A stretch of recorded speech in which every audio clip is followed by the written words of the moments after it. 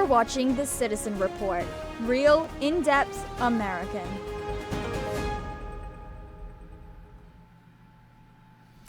Welcome to the Citizen Report. I'm John DeShannon. Thank you for joining me today. As always, this newscast is real, in-depth American. It's always good to be back here with you. Thank you so much for joining me. So obviously a lot has happened, as is always the case, between the last time I joined you here on the Citizen Report to now. Last time I joined you here on the Citizen Report, I talked about a movie that I went to go see at a theater. It's now on Netflix. It's a movie called A House of Dynamite. And I'm going to talk about something that's developed, and many of y'all may already be well aware of this, but there's always those that may not be aware of it, and also for the sake of formality, I do want to just talk about it. And I think that the deep state is trying to pull something off here. And I asked the question whether a House of Dynamite, whether the movie was simply a warning sort of presented in a cinematic way, or a movie basically, or perhaps it's a little deeper than that. Perhaps it could be a warning, or it could be more of predictive programming. That the deep state, they in their sick logic, they think, oh, we can now do whatever we want because we've warned the people, the peasants, what we're going to do before we do it, or try to do it. Now, I want to just talk about something that's been happening. Some of the developments that have been going on in recent days has just been absolutely insane. I don't even have the time or the resources to talk about it all. So I'm just going to kind of hit on some of the highlights of what's been happening. But first, in light of talking about that movie, in light of its release, I want to first mention what President Trump put on Truth Social back on October 29th. So it's a few days old now, but I still want to talk about it. So this is what President Trump said. I'm just going to go ahead and put it right up on screen for you, and I'll just read it in full. It says, "The United States has more nuclear weapons than any other country. This was accomplished, including a complete update and renovation of existing weapons, during my first term in office. Because of the tremendous destructive power, I hated to do it, but had no choice. Russia is second and China is a distant third, but will be even within 5 years. Because of other countries' testing programs, I have instructed the Department of War to start testing our nuclear weapons on an equal basis. That process will begin immediately. Thank you for your attention to this matter, President Donald J. Trump." Now, the mainstream mockingbird media, and I always like to include the word mockingbird in that because it's not by accident. I say that, by the way, because it's, if you know anything about Operation Mockingbird, you should know exactly what I'm referring to. But they're trying to say that President Trump is just escalating things and trying to bring us into war, when the reality is China and Russia, and especially Russia, they're already, as I understand, testing. And here we are. We're just, if we don't start testing, then, basically, to summarize what I'm trying to say here, basically, it's a sign of weakness. Now, one might say it's a sign of restraint, but I would say it's more of a sign of weakness. Now, let me just be very clear by saying, this is not expected to be actually involving the critical fusion, the detonation of nuclear energy in the bomb. So basically what this is, in effect, is a testing of the system of systems. To put it a different way, basically it's the missile itself without detonating the nuclear part of it. So I'll be honest, when I first saw this, I was a little jarred by it because I was thinking about our history as a nation, testing nuclear weapons in the Pacific and Nevada, what have you. And if you know anything about nuclear energy, you know how incredibly poisonous to the environment it can be. So, again, this is not the bomb, per se, in the sense of the nuclear part of it. This is like the system of systems, the actual missile, testing the deployment, the shooting of the missile without detonating nuclear energy. Now, I could be wrong about that, but that's my opinion. And I will corroborate that by sharing this. And you know what folks, my opinion of the mainstream media. But this is the BBC, which, take it for what it's worth, I give them just a hair bit more credibility than I might most of the American counterparts. This is what they say in their headline. Trump's planned tests are not nuclear explosions, U.S. Energy Secretary says. And this is what their article starts off by saying. Actually, let me just take this full if I can, and then adjust. But basically it says the U.S. is not planning to conduct nuclear explosions. Energy Secretary Chris Wright has said, calming global concerns after President Donald Trump called on the military to resume nuclear testing, quote. These are not nuclear explosions, unquote, Wright told Fox News on Sunday, quote. These are what we call non-critical explosions, unquote. So that's what the BBC is saying about it, and they're quoting of Energy Secretary Chris Wright. So again, this is, if you were to just believe what the lion's share of the mainstream media, you would have been under the impression we're about to be basically radioactive poison, put it all, out on Nevada desert. That's not what's happening here, at least at what it seems. So I find the timing of this very interesting. And it's just something that's going to have to be monitored kind of closely as we go forward. So again, information, disinformation. If you know anything about disinformation and kind of where we are in a state of things, just because we're not in a kinetic war, we're very much in an information war.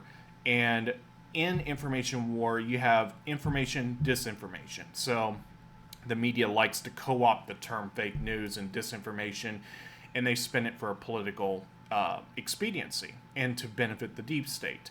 But in its truest sense, basically disinformation is to literally deceive your enemy. It's my understanding, by the way, whether if it happened organically or deliberately, I don't know.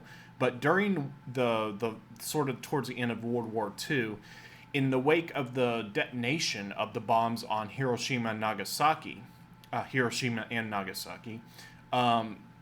there was a false rumor going around in Japan to boost the morale. Again, whether if it happened just organically through a false rumor or if it happened deliberately, I don't know. But the Japanese public was starting to believe, at least some factions of the public were believing there, that American cities were being destroyed. Like, I believe San Francisco was mentioned as one. I'm currently reading our audiobook, listening to a book called Command and Control, and that was mentioned in there, and I thought that was absolutely fascinating. I never even knew that, or I had, certainly did not,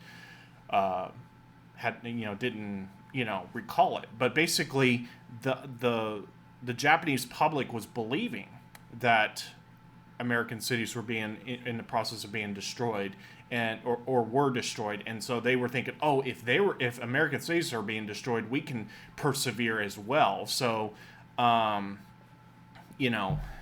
kind of fight on with that fighting spirit in Japan. So, that's disinformation again, whether it happened just organically, someone believing something that wasn't true, or if it was put out there deliberately to help the public, or to get the public to not just cave to the Americans as it were. So it's a very interesting detail in history. History is always fascinating for me. It's one of my favorite subjects, but I digress. So the next thing I want to talk about, and I'm just going to kind of do a bit of a rapid fire here, and I just want to talk about a little bit of the government shutdown that's still in progress as I'm taping this on November 4th. In early afternoon, and basically we're now tied for the longest government shutdown in American history. So this is something that's been out there, but I want to put this up on screen and play it for you because this kind of tells you everything you need to know with what's happening. So this is the House minority. I believe it's called the House. Representative Catherine Clark, the House Minority Whip, a Democrat from Massachusetts. So this is what she said, and it's kind of telling that she says this because you have the Democrats blaming Republicans, the Republicans blaming Democrats. But I think this kind of hits the nail on the head as to what their true intentions are in all of this. Basically, make people suffer to get them to bend to our will. So let me put this up on screen and just play it for you. It's only a few seconds long.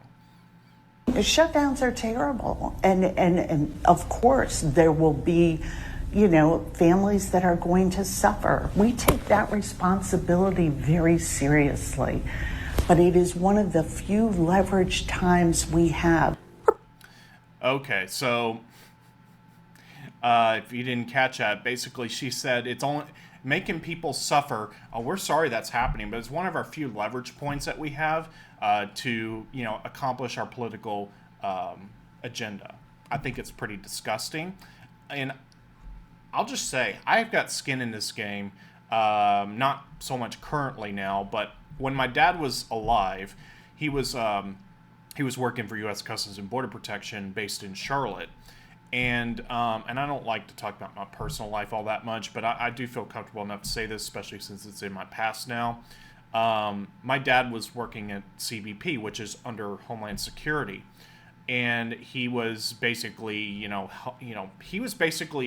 if you're coming in as an international passenger, he was sort of on the crew, as it were, of processing passengers, especially if you were sent to secondary. That's where my dad typically was positioned at. Sometimes they would put him, as it were, on point, which was not officially in his job title, but basically helping to process passengers as needed. But when we would have a government shutdown, my parents were not paid. My family was not paid, and it was a very stressful time whenever that happened. So I understand completely the situation that families face in all this. And to me, it hits me in a slightly deeper way than perhaps the average American, because I understand. I remember being a teenager, I was still basically growing up at this point. And I remember, especially in 2013, when the government shutdown happened then, just how disruptive that was to our family finances. And people think, oh, you have a federal job, so you must have a very high level of job security, which to a degree is true. As an essential employee, my dad was expected to still turn up for work and work despite having no guarantees of paycheck or getting a paycheck. The expectation was that you would get paid post shutdown, after the government reopens, but there was no guarantee to that end. But it was expected, but not necessarily legally required either. So automatically, at least. So that's what that was one of the top Democrats in Congress, in the House, basically saying we're going to use these families as political pawns, as political leverage, and they're just hoping that people don't wake up to this. And it's frankly disgusting, I have to say. But there's so many layers to this, and I think that while the government is shut down, the Trump and the Patriots are able to do certain things that are not normally possible in as quick a fashion. So, for example, my understanding, when it hits day 61, if we make it to that in the government shutdown, Trump can basically start firing people that are not essential, that were the deep state had hired over the years, to basically bloat up the government. To make it so bloated and all of that. Trump can now basically just say, okay, you're gone, you're not coming back, you're not essential, you're not actually contributing to the security of this nation, so you're gone. So if we make it to day 61, I think the Democrats are in a full, and not just Democrats, some of the Republicans too, it's all, the party system is all one and the same. That's why our founding fathers didn't even want a party system, because of the corruption that it festers. But if we can make it to day 61, which I personally, I think about the families of people that are working, like air traffic controllers, people that does the work like my dad did, it's going to be very tough. It's going to be very tough. And, but if it makes it out to that, the one silver lining is that apparently Trump can just start firing people at will as the head of the executive branch. Which is ridiculous that we even had this issue of Trump being able to fire or not fire people inside of his own branch of government. So let me put this up for your viewing consideration now. So as I said, there was a number of things that are happening with the government shutdown. One of the things that the Democrats are predicating their staunch refusal to vote to reopen it has to do with what are called I believe it's called advanced tax credits under the Affordable Care Act, which is always the opposite of what they say. If it's real ID, then it just means we're saying it's real ID when driver's license for decades that were just as real as the ones now. In this case, Affordable Care Act, they're making it unaffordable. So, but I'm going to play a clip about this because I think it's very, very telling about just how corrupt Congress is, in that things are not what they seem to be with respect to the government shutdown on the point of these advanced tax credits, because the Democrats are basically saying that we will not reopen the government unless you fund Obamacare in the way that we say it should be funded, and all of that kind of stuff. So let me play this for you concerning that. This is on TikTok from Steve Eugene,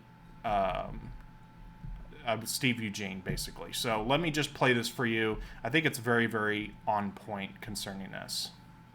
Explosive update on the government shutdown is what I'm hearing, right? So it's not what you're being told. That's all I got to say. The headlines say it's about healthcare and rising premiums. You've heard it all, right? And then Democrats are saying that Trump wants to raise the cost of Obamacare. Well, it's not that he wants to. That's not the full picture. Here's what's actually going on. So when Obamacare, which, as you know, is the Affordable Care Act, first came in, it made health insurance mandatory. But after COVID, President Biden signed new legislation that temporarily expanded subsidies, basically tax credits, to make health insurance cheaper for Americans. Now, these weren't just discounts. And here's how it works. It's pretty scary to think about it. The Department of the Treasury sent the difference in cash directly to the insurance companies. So if your premium was, let's say, $600 a month, and the new plan lowered it to $400, the government literally paid the $200 difference straight to your insurer. That's billions of tax dollars going out every single month directly to private insurance companies. Those enhanced subsidies expire on the 31st of December 2025, and starting in January, that money stops. And when it stops, premiums go back up fast. Millions of Americans will suddenly see their costs go up by 20 or 30% or more. So we got to do something. So why is Washington gridlocked? Well, because those subsidies aren't just helping you. They're a cash pipeline for the insurance industry. And there it is. It's also free money for illegal health insurance. Boom, there it was. And when that pipeline closes, the insurance companies lose billions of free money. That's why the Democrats are filibustering and refusing to move forward. They're not doing it for you. They're doing it for the companies funding their re-election campaigns and the illegals who they hope will vote for them. Insurance companies, pharmaceutical giants, corporate donors, the groups that pump millions into campaign coffers every cycle is who we're talking about. They're telling the politicians, you either extend this program or we're going to fund your opponent next election. And that's exactly what's happening. The Democrats are shuffling. So the government stays shut down. The American people get held hostage, and the money keeps flowing. Not to you, but to the middlemen. So let's call it what it is. This shutdown isn't about protecting Americans. It's about protecting a cash pipeline from the U.S. Treasury straight into the private corporations and a new voter bloc for the Democrats. And until we break that loop, until citizens start leading, not career politicians protecting their donors, nothing changes. That's the citizen leadership I always keep talking about. Focusing on what's real, following the money and demanding accountability, not headlines. Because the truth is simple. If you're paying the bill, then you deserve to know where your money actually goes. Wouldn't you agree?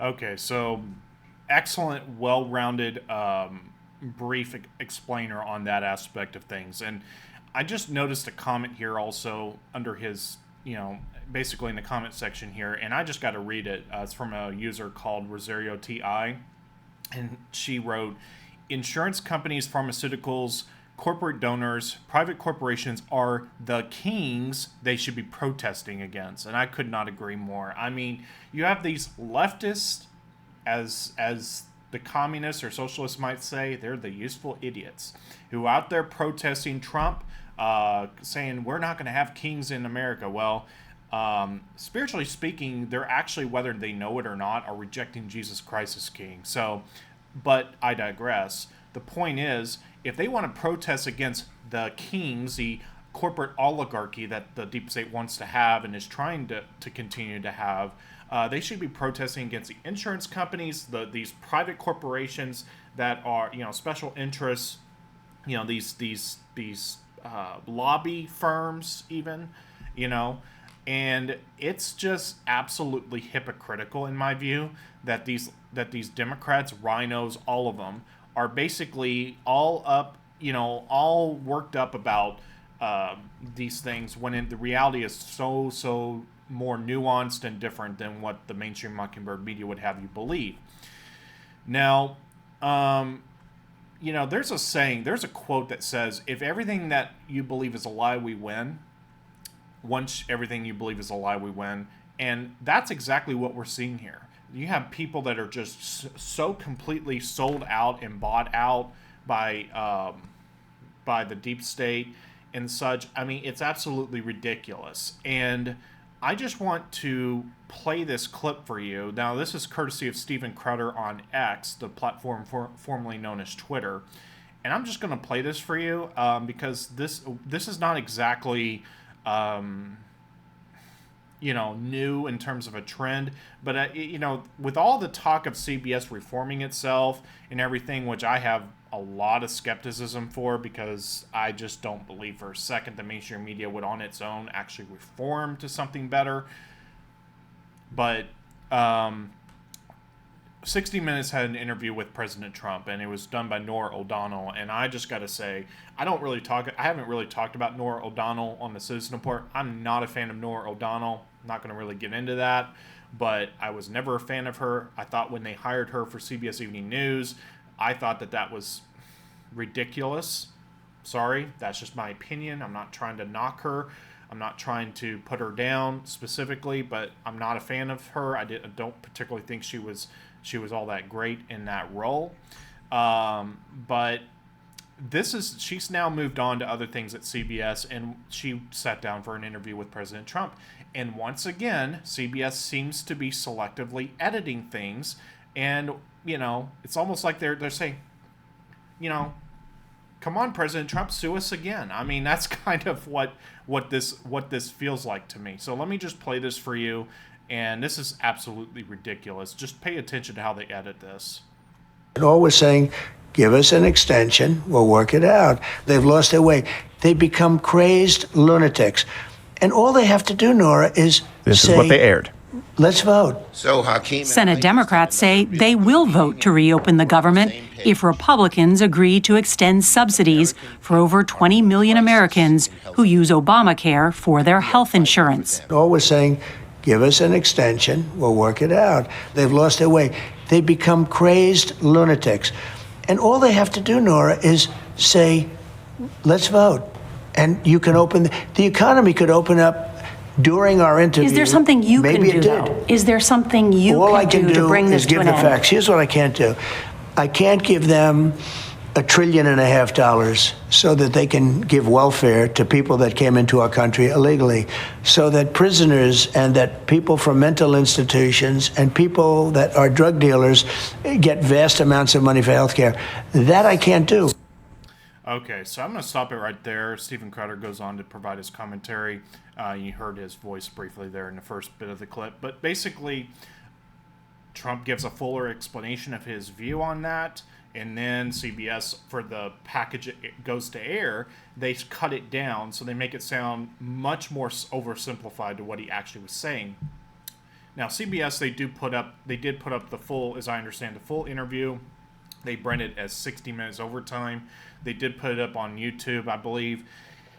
So at least they did that much, but I want to give credit where credit is due. But the problem, though, is that, and I get, and Steven Crowder makes the same point, that basically, yes, you do have time constraints. You don't have this infinite amount of time to use on air. You've got commercial breaks and, hard deadlines, like you got to fit it in within this time, basically for a segment.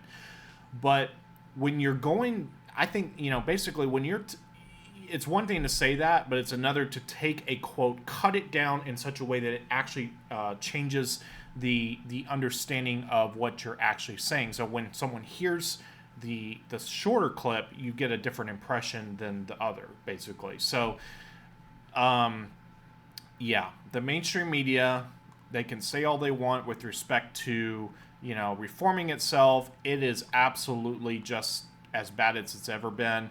And let's just finish on this. Now, this is not new.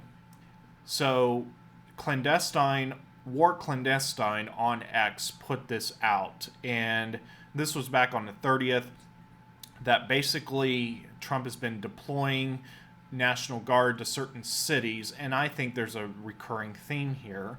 So interesting, and I'm just quoting here. It says, interesting, the National Guard are currently deployed in a few cities nationwide. According to Grok and ChatGPT, there are thousands of troops in D.C. and L.A., along with hundreds of troops in Memphis, Chicago, and Portland. Trump is prepared for something. Now, of course, this was in the wake of, or in the lead up to the end of October and the start of November, which is when SNAP is said to have gone out. Now, there's conflicting reports about all this. Chris Ann Hall is a constitutional attorney who is claiming, I didn't see a direct quote, so I cannot validate this, but apparently there's permanent appropriations for that, and yet they're having to vote on it. So I have a question, basically, and that is with respect to SNAP. If SNAP is having to be voted on, are they money laundering the money? And I'm not saying that is happening, but I'm just wondering in my mind, is that actually what's happening? And maybe there's more to this than what meets the eye, but I digress. Now, let me get back on point to wrap up here. Now, there's a certain poster. I'll choose my words carefully due to this being YouTube, but the 17 poster, post number 22, said this, and it's now been, I believe, 8 years since this was put online. On November 1, 2017, this was put online. Post number 22 says, who controls the NG? That's National Guard. Why was the NG recently activated in select cities within the United States? Can the National Guard work in coordination with the Marines? Do conditions need to be satisfied to authorize? What former president used the military to save the Republic, and what occurred exactly? Biggest drop to ever be provided on poll. Study and prepare. The masses tend to panic in such situations. No war, no civil unrest, clean and swift. So take it for what it's worth, but I think it was worth mentioning in light of the National Guard post on X. So this was meant to be a shorter broadcast today. It still ended up being close to 30 minutes, but I wanted to come on and kind of hit on some of the bigger items that I felt would have been good too. So let me know what you think about these things that I talked about today. There's a number of things I talked about, yes, and and there's just a lot happening right now and continues to happen. So God bless each and every one of you. Thank you so much for watching the Citizen Report. Don't forget the website, thecitizenreport.net.